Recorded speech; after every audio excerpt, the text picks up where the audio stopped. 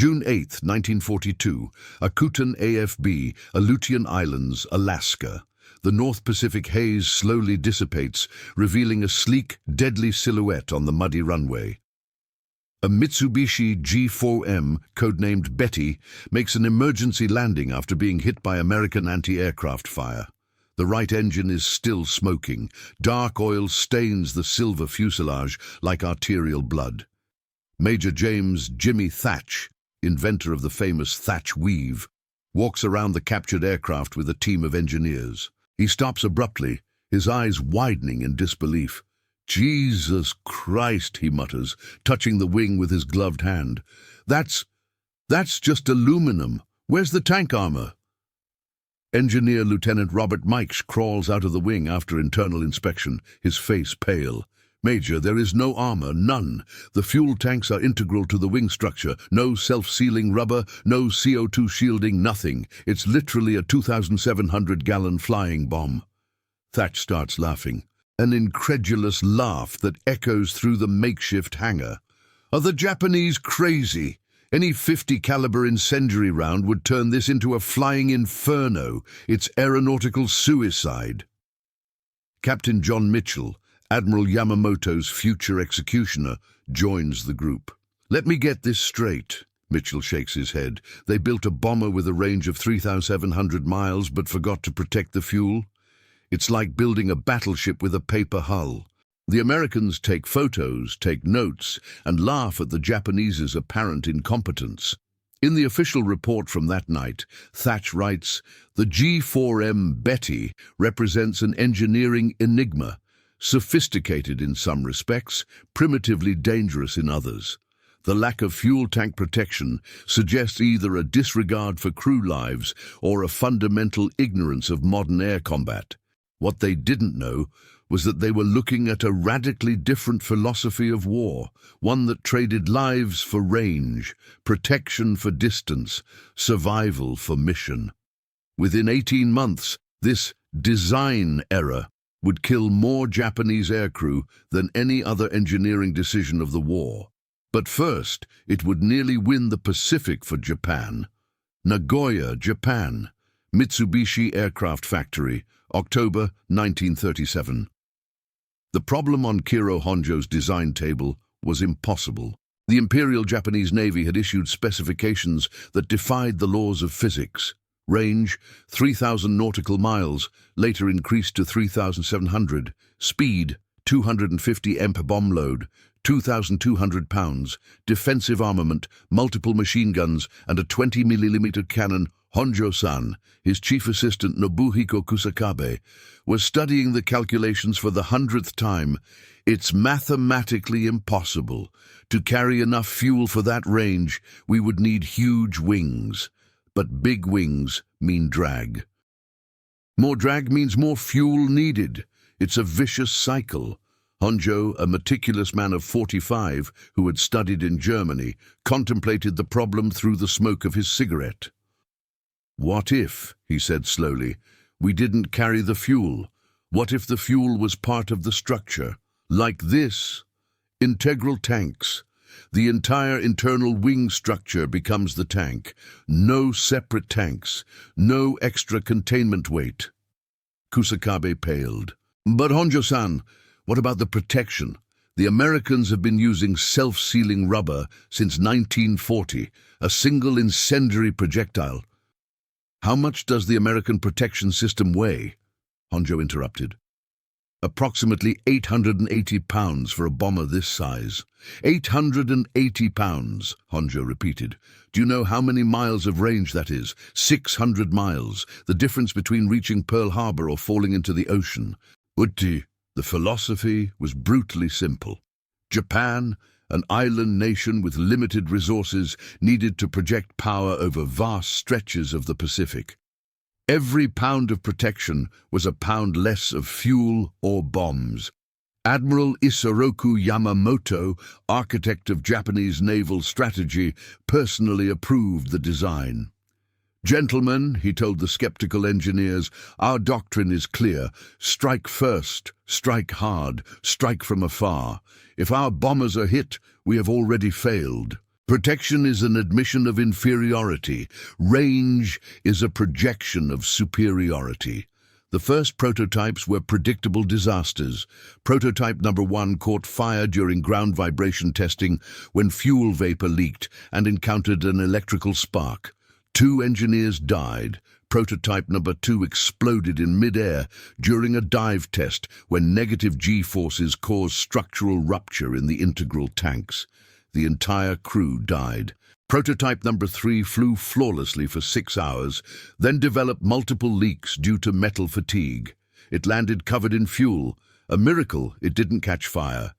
But Honjo persisted, refining the design. The solution was elegant and terrifying.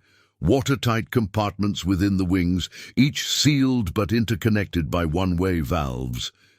If a compartment were punctured, only that section would leak, in theory. The final G4M1 Model 11 was a masterpiece of deadly compromise.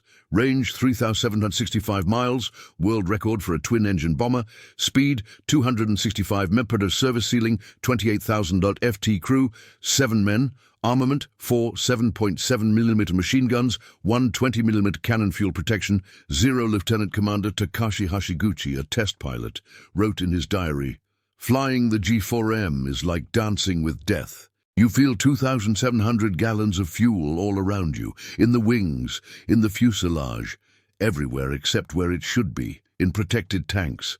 But what a machine! I can fly from Tokyo to Darwin and back. No other bomber in the world can do that." No one imagined that that conscious choice of vulnerability, that triumph of reach over survival, would become the most tragic symbol of Japanese military philosophy. The glorification of death over the preservation of life. December 10th, 1941. South China Sea, near Malaya. 3 days after Pearl Harbor, 85 Bettys of the 22nd Air Flotilla took off from bases in Indochina.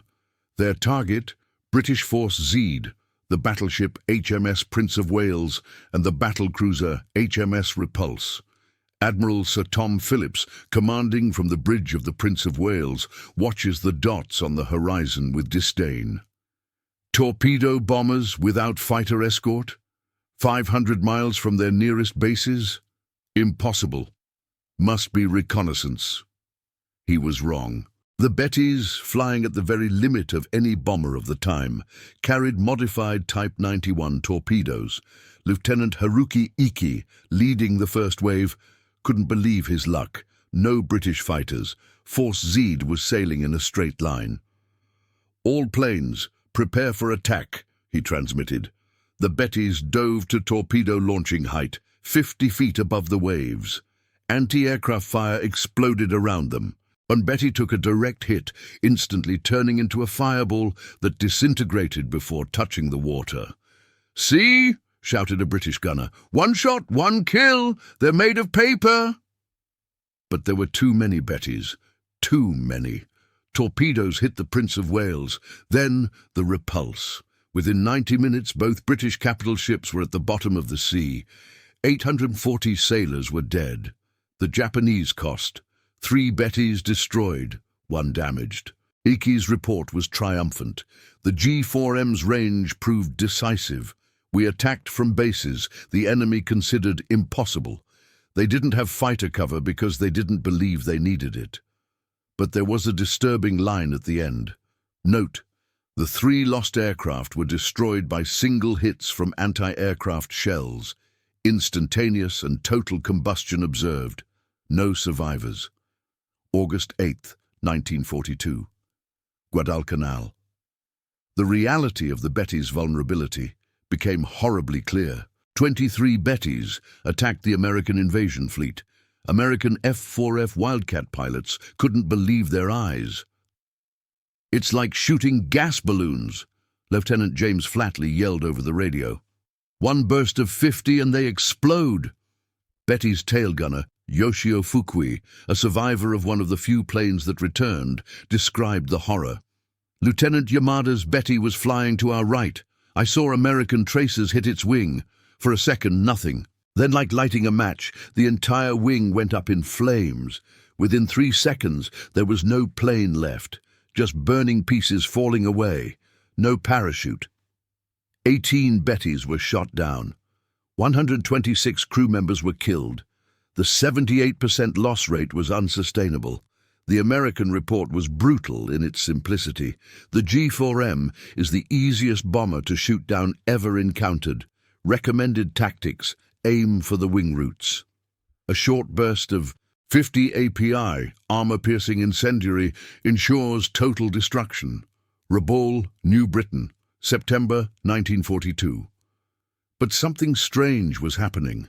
Despite the catastrophic losses, the Bettys kept appearing in impossible places, attacking from ranges no other bomber could reach. Rear Admiral Aubrey Fitch, commanding Task Force 11, studied the reports with growing alarm. How the hell are they hitting us here? We're 800 miles from the nearest ground base. His intelligence officer, Commander William Leonard, had the disturbing answer. Sir, it's the range. They're willing to accept 70% losses because the 30% that survive can strike where we never expect. They've turned vulnerability into unpredictability. Admiral Yamamoto had articulated this grim philosophy in a staff meeting. Every Betty is an arrow shot in the dark. Many will break. But those that hit the mark will justify all those lost. One capital ship sunk is worth 100 bombers. The grim math worked, for now. The Bettys forced the US Navy to maintain constant CAPs, combat air patrols, over its task forces, burning precious fuel. Aircraft carriers had to operate farther from the Japanese home islands, reducing the attack time for their own aircraft. Major John Mitchell, now commanding the 339th Fighter Squadron, developed a specific tactic for Bettys. Don't chase, intercept. Calculate where they're coming from based on their maximum range and position yourself in their path. One pass, one burst on the wings, then move away. They'll explode on their own. It worked terribly well, but the Japanese adapted just as terribly. Operation Vengeance, April 18, 1943, the height of the Bettys' tragedy triumph. American intelligence decoded that Admiral Yamamoto would fly a Betty from Rabaul to Bougainville. Mitchell led 16 P-38 Lightnings on a 435-mile intercept, at the very limit of their range. They knew exactly where and when to strike because they knew the Betty's exact range and its required route. There they are, Mitchell transmitted, seeing 2 Bettys escorted by 6 Zeros. Lanphier, Barber, get the bombers. Lieutenant Rex Barber dove into Yamamoto's Betty. A burst of 50 rounds hit the right wing. The integral fuel tank exploded instantly. The Betty turned into a flying torch that crashed into the jungle. Yamamoto, the architect of Pearl Harbor, died instantly, a victim of the same design philosophy he had endorsed. Range over protection, mission over survivability. 1944, Marianas. The numbers told a mathematical horror story. For every ton of bombs dropped on American targets, the Bettys lost an average of 0.7 aircraft and 4.9 crew members. No air force in history had ever sustained operations with such loss rates. Commander Yasuna Kozono, leader of the 751st Air Group, wrote, "Every mission is a postponed death sentence. Pilots know they have maybe 3 missions left before the statistics catch up with them. They don't sleep, they don't eat, they just wait for the inevitable flash of fire that will consume them."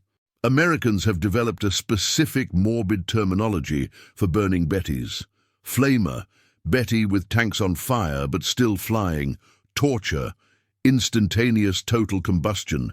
Spinner, Betty on fire, spinning wildly. Comet, Betty trying to escape by diving while burning. The sound became iconic. Veterans described the distinctive whoosh of an exploding Betty, fuel vaporizing instantly, followed by the roar of flames consuming aluminum. Lieutenant Kenneth Walsh, a Navy ace with 21 victories, testified, "I never got used to it. You fire a 2-second burst and 7 men die in flames. No chance to bail out, no time to pray, just fire. The Zeros at least gave the pilots a chance. The Bettys were flying crematoria. But the worst was yet to come. October 1944, Philippines. Desperate, the Japanese weaponized the Betty's vulnerability. If they were going to burn it anyway, why not burn it with purpose? Vice Admiral Takejiro Onishi created the Special Attack Units, kamikaze. Bettys loaded with bombs and extra fuel, designed not to return. Captain Yukio Seki, leading the first Bettys kamikaze unit, told his men, "Our planes have always been coffins. Now we choose where they will be buried, on the deck of an American aircraft carrier." The first wave of kamikaze Bettys struck Task Force 38 on October 25th. The USS St. Lo was hit by a Betty carrying 2,700 gallons of fuel and a 550-pound bomb. The explosion was visible from 30 miles away. Seaman Robert Leckie watched in horror. The Betty dove through anti-aircraft fire, already ablaze from multiple hits, but she kept coming. When she hit the St. Lo, it was like all hell had broken loose. Liquid fire everywhere, men jumping overboard with their uniforms on fire. The ship sank within 30 minutes. The final numbers were incomprehensible. 2,435, Bettys built 2,216, destroyed or lost. Loss rate, 95% crew dead, approximately 14,006. The doctrine of power. The story of the Betty represented two fundamentally opposing philosophies of war colliding in the Pacific sky. Japanese philosophy, sacrifice over survival, mission over man, range over protection. The crew member's life was less valuable than the fuel that allowed the reach. American philosophy, protection over performance, man over mission, survival over sacrifice. Each crew member was an investment to be preserved. General Curtis LeMay, architect of the bombing campaign against Japan, articulated the difference. "We built B-17s and B-29s as fortresses because each crew represented years of training and irreplaceable experience. The Japanese built Bettys as expendable arrows because they viewed crews as renewable resources. In the end, they ran out of both, planes and men." Designer Kiro Honjo, surviving the war, reflected bitterly, "I built a perfect killing machine. Unfortunately, it mostly killed its own crew. Every design decision was logically correct and morally unforgivable. We traded 14,000 lives for 3,700 miles of range." But there was an even deeper dimension. Captain Mitsuo Fuchida, leader of the Pearl Harbor attack who flew many missions in Bettys, wrote, "The Betty represented the Japanese psychology of war, beauty in death, perfection in sacrifice. That she burned magnificently was no flaw, it was poetry. Each burning Betty was a fiery chrysanthemum blossoming in the sky, petals of crewmen falling like samurai." On the American side, the response was pragmatic and brutal. The 1943 combat manual stated, "G4M represents either criminal incompetence or criminal disregard for human life. Exploit without hesitation. Every Betty destroyed saves American lives and removes 7 experienced Japanese crew members permanently from the war." Tokyo, August 15, 1945. Surrender Day. Kiro Honjo sits in his bomb-ravaged office at the Mitsubishi factory, listening to the Emperor's surrender speech on the radio. On his desk, a photo of a burning Betty, sent by an anonymous American pilot with a note. "Its design killed more Japanese than our bombs." It was true, and Honjo knew it. Atsugi Air Base, August 28, 1945. General Douglas MacArthur arrives in Japan in his C-54 Bataan. On the runway, among the wreckage of war, stands a lone Betty, preserved for inspection. Major Jimmy Thatch, the same man who laughed at the design 3 years earlier, now a brigadier general, walks around a Betty again. But this time there's no laughter. "You know," he says to his aide, "at first I thought they were idiots for not protecting the tanks. Now I understand. They made a choice. Range over life, mission over man. And for a while, it almost worked." He touches the thin aluminum skin, imagining the heat of 1,000 Bettys burning. 14,000 men dead because someone decided that 880 pounds of protection was worth less than 600 miles of range. Is that genius or madness? Both, sir, the aide replies. Definitely both. National Air and Space Museum, Washington, D.C., 1985. 40 years later, American and Japanese veterans gather for the opening of an exhibition on the Pacific War. At the center, a restored Betty, its integral fuel tanks exposed in cross-section. Saburo Sakai, a Japanese ace with 64 victories who escorted many Bettys, says, "We called it hamaki, flying cigar. Fighter pilots hated escorting them because we knew we were protecting dead men. Every mission we lost friends in flashes of fire that lit up the ocean."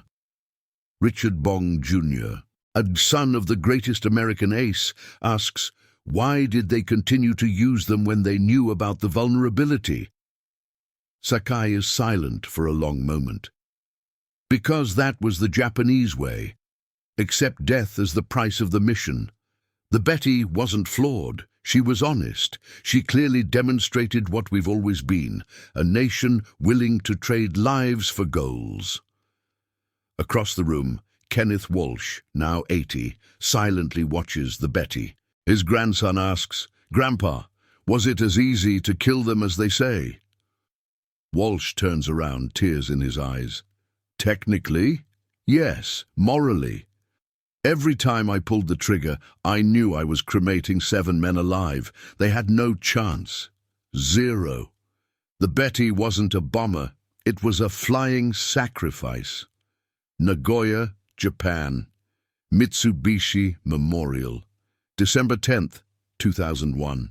Exactly 60 years after the sinking of the Prince of Wales and Repulse, a plaque is unveiled in memory of the 14,000 G4M aircrew who died between 1941 and 1945. They flew knowing their planes were torches waiting for a spark. Their sacrifice was not in vain. It taught the world the terrible cost of valuing missions over lives. But perhaps the most fitting epitaph came from an anonymous Japanese mechanic scrawled in a Betty maintenance manual found in Rabaul. "We built wings of infinite range and tanks of certain death. Every Betty that took off was a flying funeral waiting its moment. We're sorry." In June 1942, Jimmy Thash laughed when he saw the Betty's unprotected tanks. "It's aeronautical suicide," he declared, incredulous at the Japanese's apparent stupidity. 3 years later, no one was laughing. 14,000 Japanese aircrew had burned alive in their aluminum coffins. But before they died, they had projected Japanese power across the Pacific in ways no other bomber could, sinking capital ships, assassinating admirals, terrorizing fleets. They laughed when they saw the unprotected tanks. They stopped laughing when they realized that each Betty was a flying funeral pyre, manned by men who had accepted death before they even took off. They stopped laughing when they understood that the Japanese had transformed vulnerability into capability, fragility into reach, certain death into mission certainty. Betty proved a terrible truth. Sometimes victory goes not to those who protect their forces best, but to those willing to sacrifice them most completely. Kiro Honjo designed a bomber that could fly 3,700 miles. He also designed a flying crematorium. They were both the same plane. That was the tragedy and the terrible genius of Betty. The unprotected tanks were not a mistake. They were a choice, and 14,000 men paid the price. In fire.